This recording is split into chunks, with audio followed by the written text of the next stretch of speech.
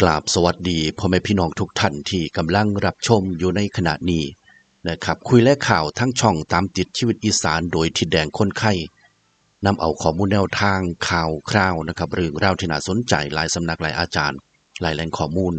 เพิ่นเอื้อเฟื้อแบ่งปันมาเนาะทิดแดงก็เอามาฝากตอนเว้าสู่กันฟังแลกเปลี่ยนมุมมองความคิดเห็นซึ่งกันและกันพี่น้องผมนะครับพอกันคลิปนี้ 7:09 นาทีบรรยากาศยามเช้าของวันที่25มิถุนายน2568เด้อทิดแดงสิพาพี่น้องมาตามต่อข้อมูลแนวทางโค้งสุดท้ายของลุงติ่งเชียงคาน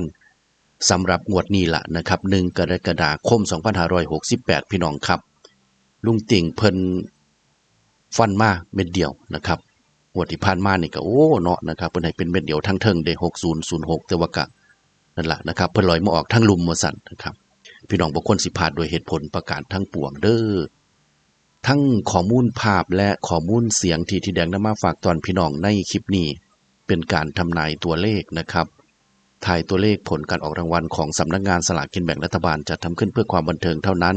ห้ามเล่นการพนันที่ผิดกฎหมายเป็นความเชื่อส่วนบุคคลโปรดใช้วิจารณญาณในการรับชมรับฟังนะครับเสพี่น้องฟังลุงติ่งเพิ่นเล่าที่ไปที่มาเนาะนะครับระหว่างที่ลุงติ่งเพิ่นเล่าหรือว่าเพิ่นคุยกับพี่แดงเนี่ยสิขึ้นเป็นข้อมูลแนวทางที่ลุงเพิ่นส่งให้ย้ายให้พี่น้องเบิ่งไปตลอดการสนทนาเด้อนะครับแล้วจังสิมาสรุปส่งท้ายคลิปให้เบิ่งว่ามีใบใดแน่ที่ลุงเพิ่นมาลุงเพิ่นว่าจังใดแน่จังซี่ล่ะนะครับคันเป็นไปได้คันพอมีเวลาก็อยากให้พี่น้องฟังซอยกันพี่น้องผมนะครับสวัสดีโอ้ห้องจังเหรอฮ้อนติห้องว่าฝนบ่ตกอ่ะมันฝนสิตกแล้วว่าครับอืมตกตกก็ย่อยๆแย่ๆไปนะโอ้กอมนะช่วงนี้ฝนก็งดคือกันที่ซั่นบ่นี่คุณก็งดบ่เอา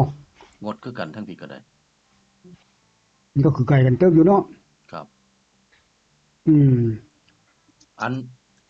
โค้งสุดท้ายพี่น้องเพิ่นท่าหลายๆเด้ลุงอันงวดนี้ก็ยังยืนยัน05อยู่แม่นบ่ครับไอ้อ้าวโค้งสุดท้ายเฮานี่05นะเอาแต่ว่าเห็นแบบหมู่แล้วนี่นะแบบงวดที่แล้วคันถ้า05บ่มามันต้อง15สินะโอ้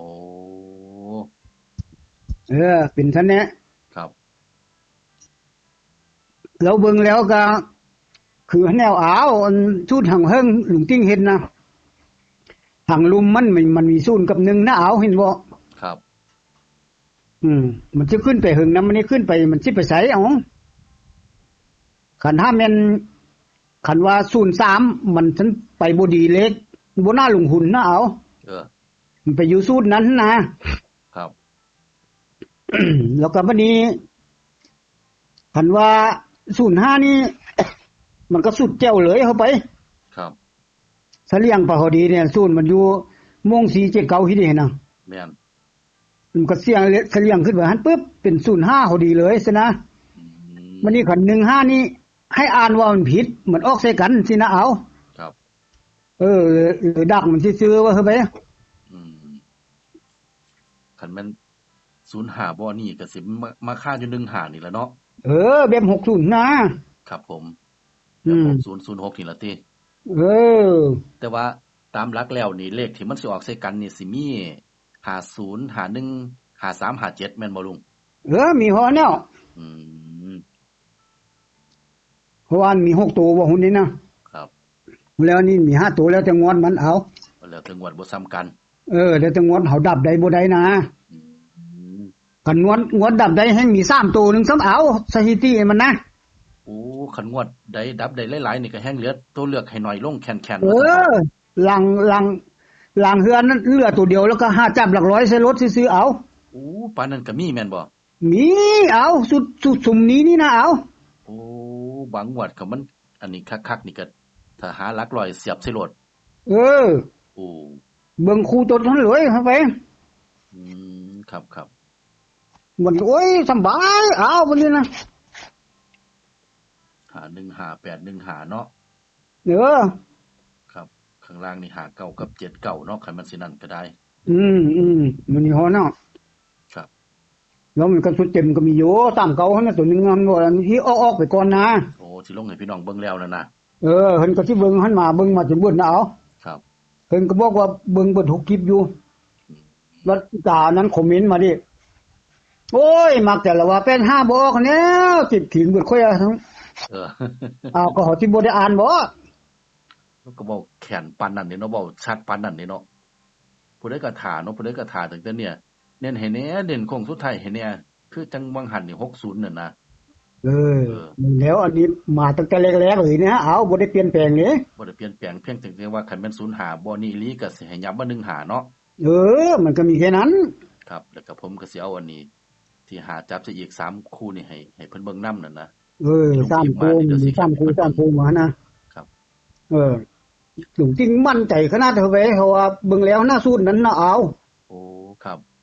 เบิ่งตามสูตรหลังหึงอันที่ว่า4ตัว3ตัวเกินกันหั่นนะครับผมมันน้อยครั้งน้อยเฮือสิมานะเอาอันที่ว่ามันตรงกันนะแต่ว่ามันมาอยู่เฮ้อไปเลขดับก็อยู่บนเลขเก่าหั่นแหละบัดนี้เก่า2ตัวซั่นตัวนึงมาตกคั่นสินะคันมันออกกับ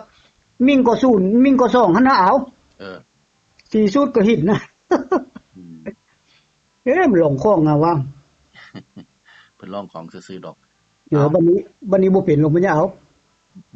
บ่นั่นดอกเนาะแถวนี้เนาะบ่เป็นเพราะว่ามันมั่นใจเฮ็ดแล้วตั้งแต่วันที่17พุ่นเนาะครับแม่น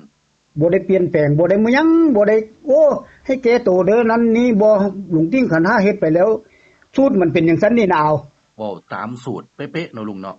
เฮาบ่ได้ฟันเด้นะคันฟันมื้อนี้ต้องฟันแบบนึงมื้ออื่นต้องฟันเป็นนึงปวดหัวเลยเอา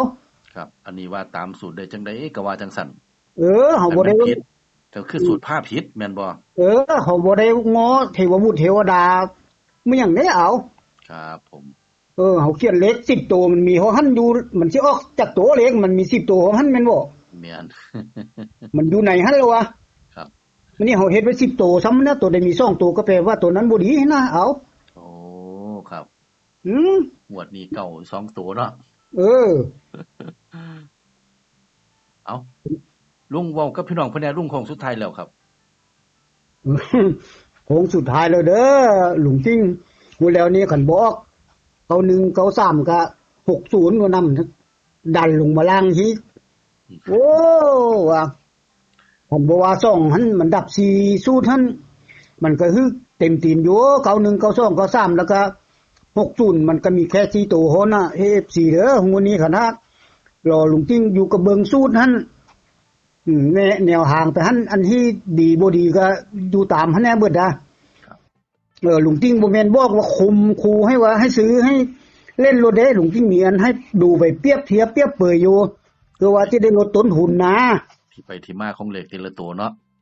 ที่ไปที่มามันไปยังได้มันซอฟไปยังได้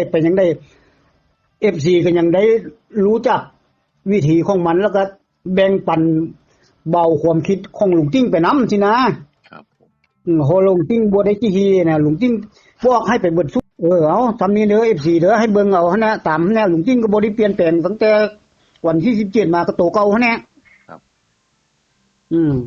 ที่ล็อกไปกับ15คือ60เมื่อกี้นี่นะครับผมเอาโชคดีเด้อครับอันเดี๋ยวจะฝากว่างลุงเป็นจังได๋บ่สบายอีกติลุงฟังเสียงก็บ่สบายว่ามาแกไปคล้องที่ดินล้มทั้งยืนบ่มรถเอาแล้วมันนี้ลมหมาหมาที่ย้ายหมาไปนั้นนะละหมาแกล้มตึมรถเราบ่ได้ยั้งบัดเนี่ยเจ็บอดๆเอ็ดๆอยู่แล้วมื้อวานนี้มายั้งบ่ทันได้อันพอ30นาทีเอาย่าเข้ารถหยังวะสัญญาณเลยหิวเข้ารถเข้ายินบ่แซ่บเอาฝนตกเราบ่ได้ยินแล้วเอาครับผมขอบคุณครับลุงเซาไว้เด้อครับครับพี่น้องครับลุงเพิ่นเสียงแปลกๆที่แดงก็เลยถามซะเลยโอ้แม่นอีหลีนะครับเพิ่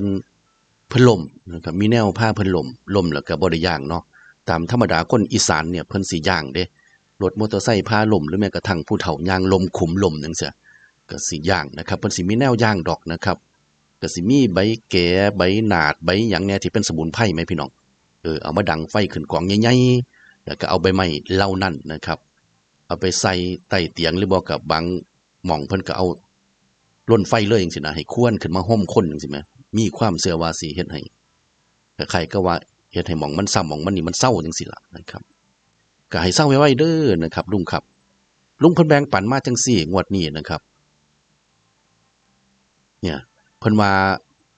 หลักเน้นๆของเพิ่นเลยเนี่ยจับหาใส่0ใส่1ใส่3ใส่7นะครับตามอันนี้เพิ่นนะครับงวดที่ผ่านมานี่ก็มี9แล้วก็จับใส่0ใส่1ใส่2ใส่3ใส่6งวดที่ผ่านมาก็ได้วันนี้มี0มี1มี3มี7นะครับจับหาใส่ลุงเพิ่นว่าจังซี่นะครับแล้วก็อีกใบหนึ่งนะครับที่เพิ่นอันนี้ให้นะครับคันแม่น05บ่นั่นก็สิยับมา15เพิ่นว่าจังซี่เด้อพี่น้องครับนี่05บ่มาก็สิยับมา15นี่แหละนะครับ515 815ข้างล่าง59กับ79นะครับตามสูตรของลุงเพิ่นนะครับแล้วก็ลุงเพิ่นก็ยังคงเน้นเม็ดเดียวมาให้ที่เลขนี้เด้อนะครับพี่น้องครับมันเป็นจังซี่เพิ่นว่าเนี่ยครับเด่น5นะครับเม็ดเดียวนี่05เด้505 005นะครับตามนี้เนาะนะครับหลักร้อยเพิ่นมี2มี4มี6มี8นะครับหลักร้อยเพิ่นแต่เพิ่นจับให้เด่นก็คือจังซี่นะครับงวดที่ผ่านมาก็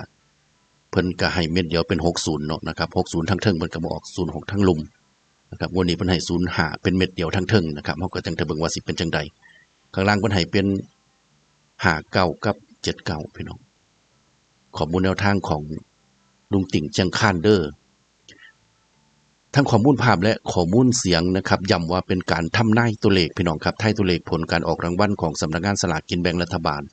จะทำขึ้นเพื่อความบันเทิงเท่านั้นห้ามเล่นการพนันที่ผิดกฎหมายเป็นความเชื่อส่วนบุคคลโปรดใช้วิจารณญาณในการรับชมรับฟังกราบขอบพระคุณพ่อแม่พี่น้องทุกท่านนะครับอยู่เป็นหมู่ให้กำลังใจซึ่งกันและกันเนาะที่แดงสัมผัสลุงเพิ่นตั้งแต่เมื่อคืนนี่แหละนะครับคืนวันอังคารนะครับก็เลยลองยามมื้อเช้าจังลองกันนะเสนอทุกเทื่อข้อมูลแนวทางของลุงติ่งมันแต่ลงยามดึกครับเอาพอกันใหม่คลิปหน้าพี่น้องผมสวัสดีครับ